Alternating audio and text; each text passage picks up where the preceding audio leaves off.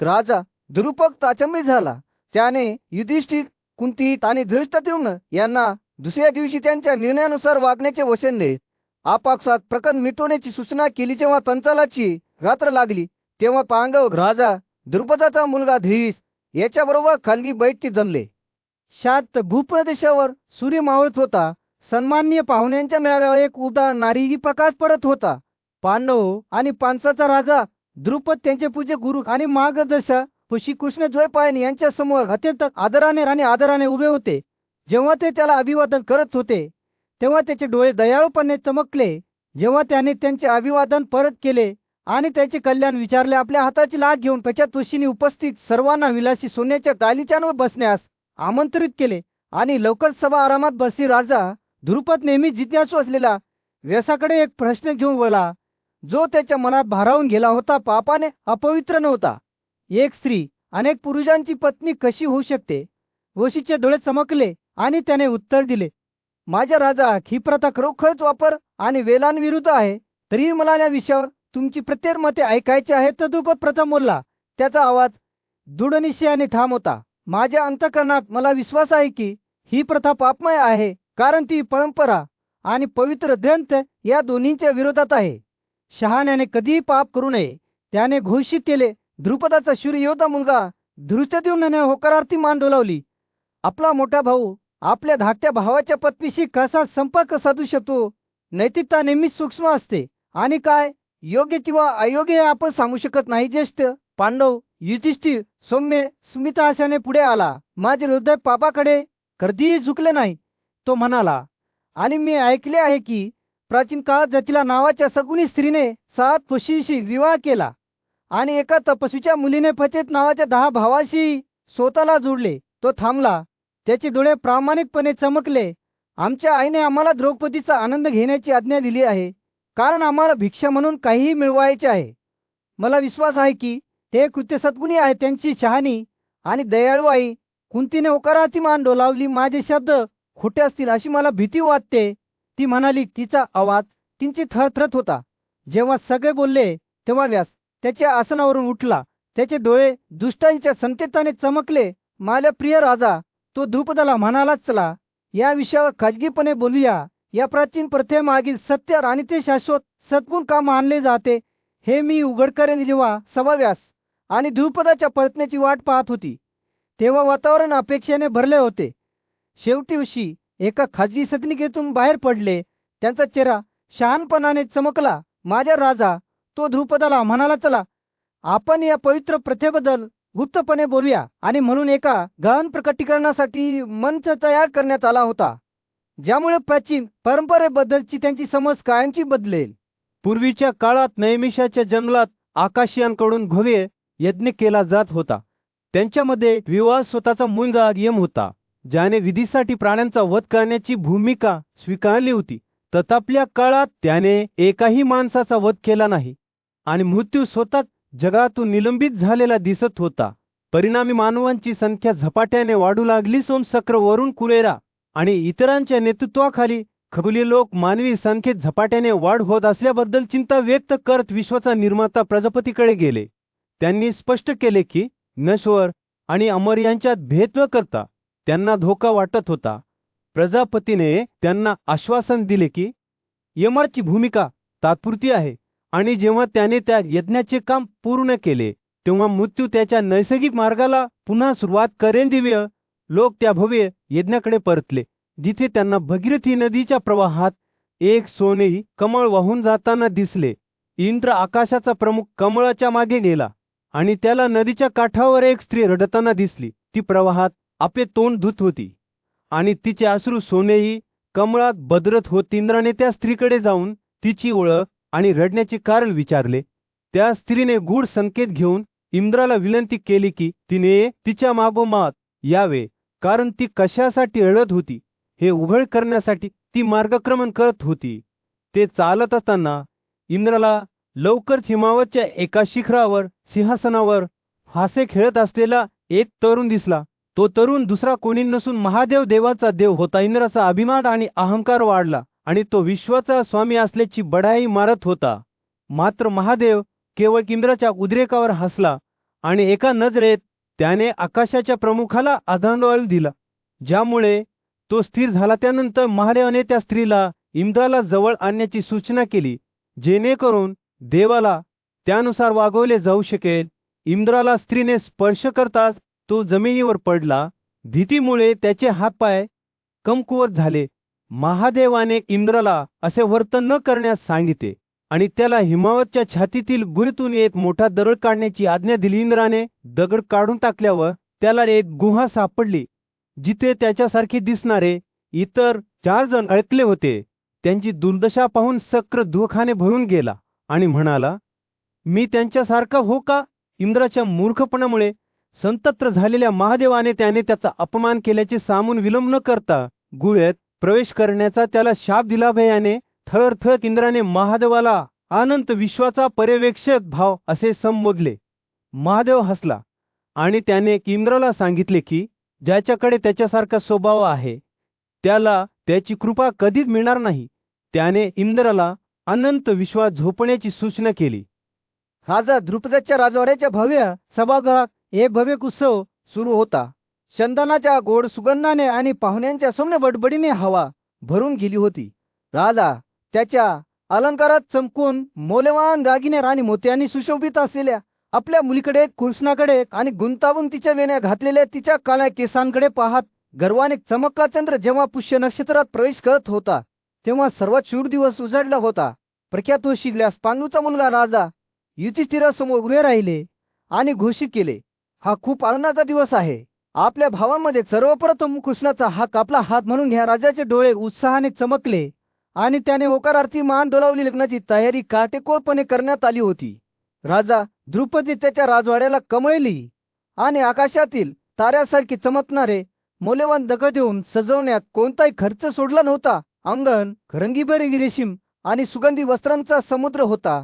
तर ब्राह्मण, मंत्री आणि नागरिकांसह पाहुण्यांनी त्यांच्या पदानुसार जागा घेतली होती. जेव्हा कुरुवंशाचे राजपुत्र त्यांच्या उत्तम पोशाखात सभागृहाच्या आत शिरत होते तेव्हा ते गोपाऱ्यात घुसायला तयार असलेल्या शक्तिशाली बैलांसारखे दिसत होते. त्यांचे पुजारी वेदांमध्ये पारणत असलेल्या धौम्याने पवित्र अग्नी पेटवला आणि त्याच्या ज्वालांमध्ये शुद्ध लोणी ओतले. योग्य मंत्रांनी त्याने युधिष्ठिराला कृष्णाशी जोडले आणि ते अग्निभोवती फिरत असताना त्यांचे हात एकत्र बांधले गेले. मिलन पूर्ण झाले आणि धौम्याने नवविवाहित जोडप्यांना एकत्र जीवन सुरू करण्यासाठी सोडून सुट्टी घेतली.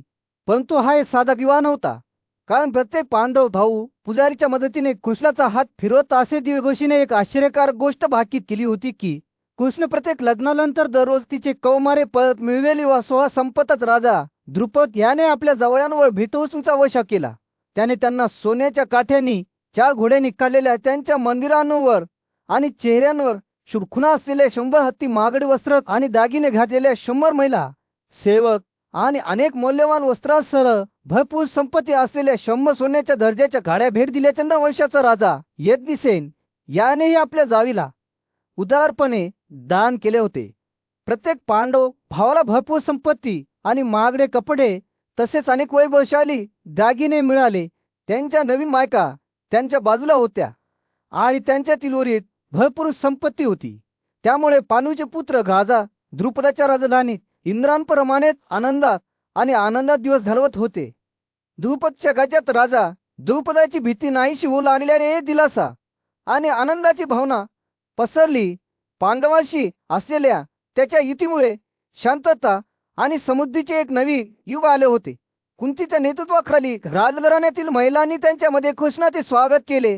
ते आदराने तिच्या जवळ आले, स्वतःची ओळख करून दिली आणि आदराने तिच्या पायांना स्पर्श केला. रेशीम पोशाखात चमकणा मनरटावर शुभ धाग्याने सजलेला कृष्ण कुंती समोर जोडलेले तळे घेऊन उभा होता. तिची सासू प्रीता कुंती कृष्णाच्या सौंदर्याकडे आणि आकर्षणाकडे आकर्षित होण्याशिवाय राहू शकली नाही. तिच्या डोळ्यात चमकणाऱ्या प्रेमाने पिता तिच्या सूनला आशीर्वाद देत तिला आनंद आणि समृद्धीची शुभेच्छा देत होती. प्रीता म्हणाली, तुम्ही तुमच्या पतीसाठी इंद्रासाठी सच्च्याप्रमाणे व्हा, भसूसाठी स्वाहा, सोमासाठी रोहिणी, नलसाठी दमयंती, वैश्वानासाठी भद्रा, वशिष्ठसाठी अरुंधती, नारासाठी लक्ष्मी तुम्ही धीरशी आणि वीर मुलांची आई व्हा आणि जे काही आनंद आणते ते तुमचे असू द्या. दशी आणि समृद्धी नेहमीच तुमच्या मागे येऊ द्या आणि तुमचे दिवस तुमच्या पतीप्रती भक्ती पाहुण्यांचे मनोरंजले आणि तुमच्या दारात येणाऱ्या लोकांचा सन्मान करून भरलेले असू द्या. प्रीतीचे शब्द हवेत लटकत असताना कृष्ण लक्षपूर्वक ऐकत होता. तिचे डोळे कृतज्ञतेने चमकत होते. वातावरण उबदार आणि प्रेमाने भरले होते. जणू या थोर महिलांच्या उपस्थितीने राज्यात शांतता आणि सलोख्याची भावना आली होती. त्यानंतरच्या काळात कृष्ण पांडवांना आनंद देत राहिला. तिने त्यांना दूरवरून भेटवस्तू पाठवल्या. मोती आणि लपी लाजली घातलेले सोन्याचे दागिने, दूरच्या प्रदेशात विणलेले मागवे कपडे, सुंदर लकेट्स आणि मुठ चामडे, तिने पाठवलेली भांडी रत्ने आणि हिऱ्यांनी सुशोभित होती, जी तिच्या संपत्तीचा आणि आधाराचा पुरावा होती. कृष्णाने पांडवांना विविध देशांमधून आणलेल्या महिला सेवक, सोनेरी तारुण्य आणि कर्तृत्वाची प्रतिकृती देखील भेट दिली. तिने त्यांना माद्रामधून प्रशिक्षित हाती महागड्या हातोड्यांमध्ये घोड्यांनी काढलेल्या गाड्या आणि कोट्यवधी शुद्ध सोन्याची नाणी दिली. मधूच्या मारेकऱ्याने खरोखरच पांडवांना त्याचे आशीर्वाद पाठवले होते. युधिष्ठिर न्यायी राजा या भेटवस्तूमुळे खूप आनंदित झाला. त्याने ते मोठ्या कृतज्ञतेने स्वीकारले. गोविंदाला संतुष्ट करण्यासाठी उत्सुक, ज्याने त्यांना त्याच्या प्रेमाचे प्रतीक म्हणून पाठवले होते. जेव्हा त्याला प्रत्येक भेटवस्तू मिळाली तेव्हा युधिष्ठिरचे हृदय आनंदाने फुलले, हे जाणून की कृष्णाची उदारता येणाऱ्या पिढ्यांसाठी त्यांच्या गाद्या समृद्धी आणि शांतता आणि लास्य प्रकारे पांडवांना कृष्णाच्या दयाळूपणे आणि आदराने आशीर्वाद मिळाला. त्यांचे जीवन आनंदाने आणि विपुलतेने भरलेले होते.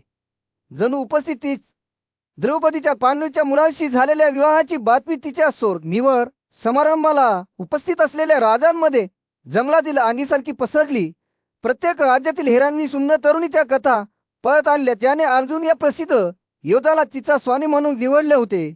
भीम या पराक्रमिक योद्धेचे वर्णनही विस्मयकारक शब्दात केले गेले होते. त्याची ताकद आणि वीरता अतुलनीय असल्याचे म्हटले जात होते. पांडवांनी शांततापूर्ण ब्राह्मणाचा वेश धारण केला होता आणि कुंती आणि तिची सर्व मुले जळत्या लाखाच्या घरात चमत्कारिकरित्या जिवंत राहिली होती. हे ऐकून सम्राटांना आश्चर्य वाटले. पांडवांना मृत्यूच्या काठावरून परत आणणाऱ्या नशिबाच्या विचित्र वळणावर त्यांना आश्चर्य वाटले.